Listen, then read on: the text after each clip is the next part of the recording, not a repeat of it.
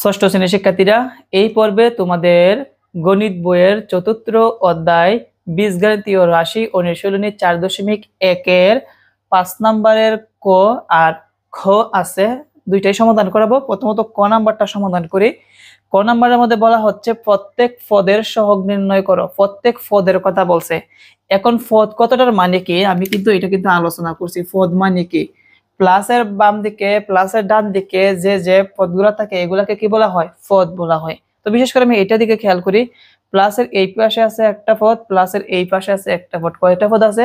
দুইটা পদ আছে। এগুলোকে পদ বলা হয়। আর বলছে এই পদের কি বের করতে হবে?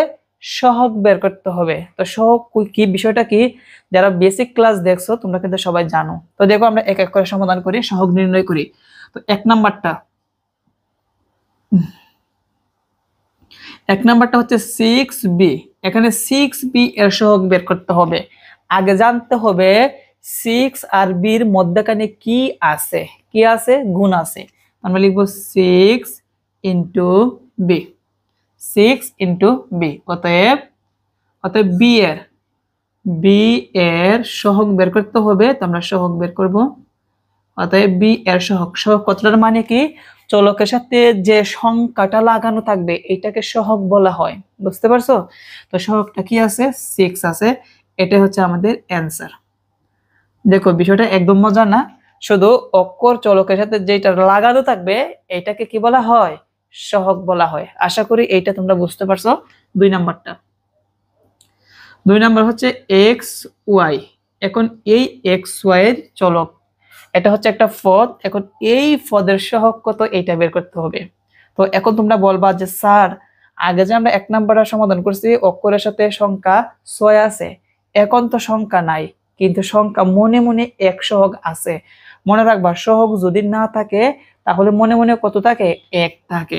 তাহলে আমরা বলতে পারি এখানে 1 ইন্টু এক্স ওয়াই, মানে 1 ইন্টু এক্স ওয়াই। এখন বলো তো এই এক্স ওয়াই এর সহগ কত? 1। সেজন্য আমরা লিখে দিব অতএব এক্স ওয়াই এর সহগ 1। এটা হচ্ছে আমাদের আনসার। বুঝতে পারছো সবাই? আমি যদি এখানে লিখি যে মনে করো বি সি ওয়াই লিখি, যদি বলি এইটার সহগ কত, তাহলে এখানে মনে মনে কত আছে? 1 আছে। কি আছে? 1 আছে। আশা করি এই পর্যন্ত তোমরা বুঝতে পারছো। 3 নাম্বার দেখো। 3 নাম্বারটা হচ্ছে 7ab। তো এখন এই 7ab এর সহগ বের করতে হবে। তো প্রথম আর এখানে 1 থেকে 3 পর্যন্ত কিন্তু পদ কিন্তু একটা একটা করে পদ, আর বাকি যেগুলো আছে এগুলোর মধ্যে দেখো দুইটা দুইটা পদ আছে। তো এই পদের মধ্যে ab এর সাথে 7 কি হিসাবে আছে? গুণ হিসাবে আছে। তাহলে আমরা বলতে পারি 7 ইন্টু ab। এখন এই ab এর সহগ কত? 7। সেই জন্য আমরা লিখে দিব অতএব ab। অতএব ab এর সহগ কত? 7। এটা হচ্ছে কি আমাদের আনসার। শিক্ষার্থীরা, আশা করি 1 থেকে 3 পর্যন্ত সমাধান তোমরা ভালোভাবে বুঝতে পেরেছো।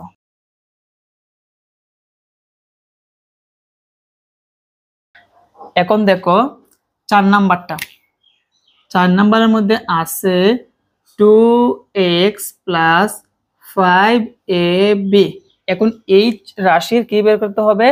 আমাদের সহগ বের করতে হবে। এখন দেখো বলছে পদের সহগ বের করতে হবে বলছে। তো যেহেতু এখানে প্লাস আছে, তার মানে প্লাসের এই পাশে একটা পদ, প্লাসের এই পাশে কি আরেকটা পদ। তারপর আমরা প্রথম পদের আগে সহগ বের করব। প্রথম পদটা হচ্ছে 2x। তাহলে লিখব 2x সমান 2 এর সাথে x কি হিসাবে আছে? গুণ হিসাবে আছে। আমরা লিখব 2 ইন্টু x। এই জায়গার মধ্যে আমি অতটা লিখে দিই, যেহেতু জায়গা আমাদের, তুমি এই পাশে লিখতে পারো অথবা নিচেও লিখতে পারো, কোনো সমস্যা নাই। তার মানে x এর সহগ, অতএব x এর সহগ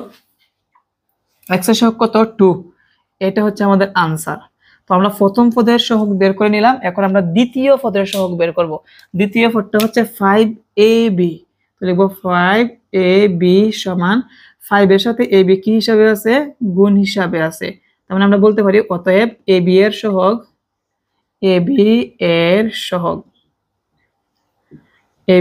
কত? 5। এটা হচ্ছে কি আমাদের অ্যান্সার। শিক্ষার্থীরা, তো আশা করি এইগুলো নিয়ে তোমাদের কোনো প্রবলেম হবে না। একবার একদম সিম্পল, জাস্ট শুধু বুঝে নাও। 5 নাম্বারটা একইভাবে 5 নাম্বার হচ্ছে 2x + 8y। এখানে 2x দ্বারা কি বোঝানো হচ্ছে 2 × x, মানে x এর সহগ, এই x এর সহগ x এর সহগ কত 2। এটা হচ্ছে আমাদের আনসার। তো প্রথম পদের সহগ কি বের করা শেষ। এখন আমরা দ্বিতীয় সহগ, দ্বিতীয় যে পদটা আছে, দ্বিতীয় পদটা কি আছে 8y, তাহলে লিখব 8y = 8 × y। অতএব y এর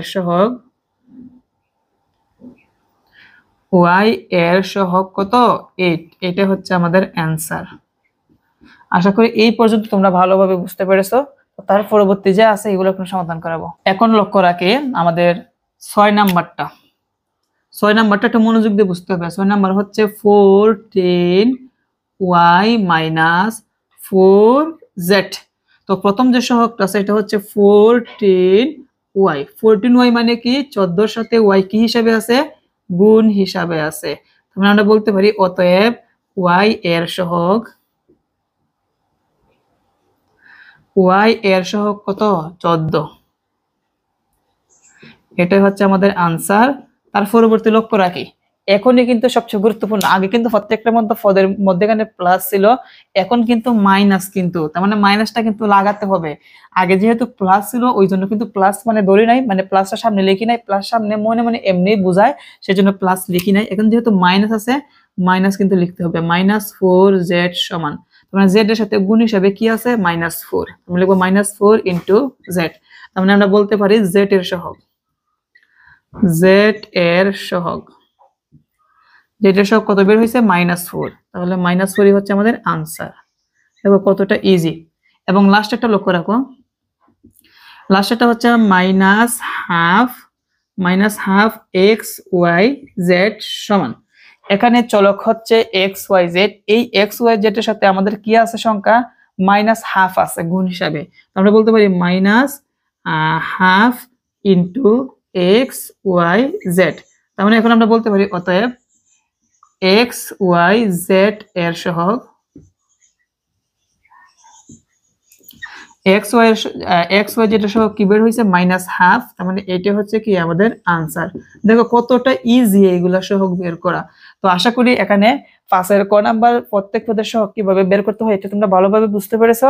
তো এখন দেখো আমাদের 5 খ নাম্বারটা সমাধান করাবো। শিক্ষার্থীরা দেখো খ নাম্বার প্রশ্নের মধ্যে হচ্ছে x এর আক্ষরিক সহগ নির্ণয় করো। আক্ষরিক সহগ মানে কি শুধু কিন্তু x এর, লক্ষ্য রাখি শুধু বলছে x এর আক্ষরিক সহগ, মানে x এর সাথে যা যা থাকবে এটাই কিন্তু x এর সহগ হবে।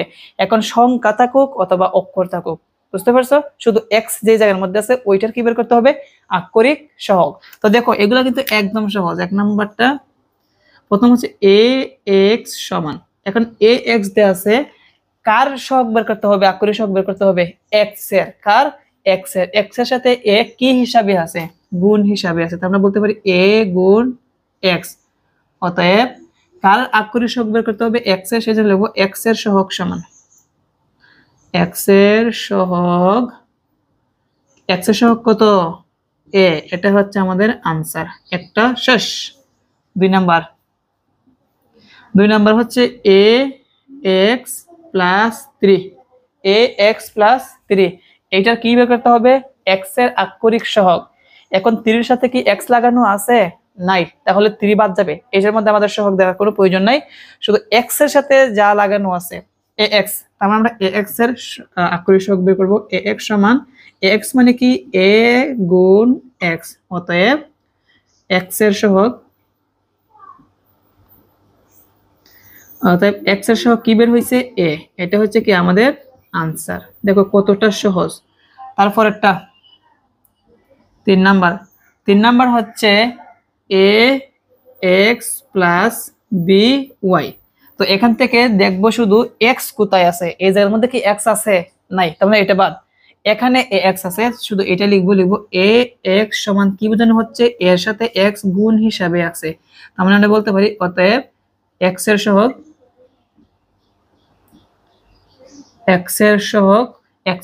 কত, x এর সহগ হচ্ছে a। এটা হচ্ছে কি আমাদের অ্যান্সার। তো শিক্ষার্থীরা আশা করি এই পর্যন্ত তোমরা ভালোভাবে বুঝতে পেরেছো।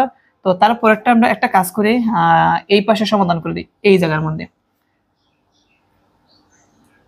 4 নাম্বারটা হচ্ছে ফি এক্স ওয়াই এর সহগ বের করতে হবে। মানে কার সহগ বের করতে হবে? এক্স এর সহগ বের করতে হবে। তাহলে এক্স কে আলাদা করে সাথে আর কি আছে? ফি ওয়াই আছে। ফি ওয়াই কে লিখবো একসাথে, আর এক্স কে আলাদা করে লিখবো, যেহেতু এক্স এর সহগ বের করতে হবে। তো এক্সটা আলাদা করলে কি থাকে? ফি ওয়াই। তার মানে এই ফি ওয়াই এর সাথে কিন্তু এক্সটা কি হিসাবে আছে? গুণ হিসাবে আছে। কি হিসাবে আছে? গুণ হিসাবে। তার মানে আমরা বলতে পারি অতএব এক্স এর সহগ এক্স এর সাথে গুণ হিসাবে কি আছে? ফি ওয়াই। এটা হচ্ছে আমাদের অ্যান্সার।